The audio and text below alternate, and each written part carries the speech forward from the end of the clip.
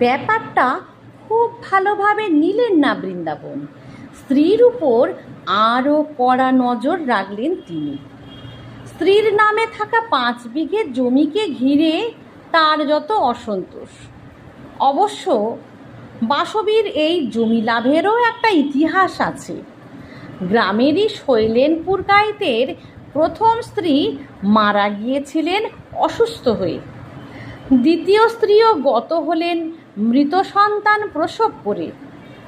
এরপর শোকে প্রায় উন্মাদ শৈলেনের দোষ কাটানোর জন্য রীতি অনুযায়ী ফুল গাছের সাথে তার তৃতীয় বিয়ে দিয়ে সবাই যখন আবার তার চতুর্থ বিয়ের উদ্যোগী হলো, তখন সে হঠাৎ বিবাগী হয়ে কোথায় চলে গেল।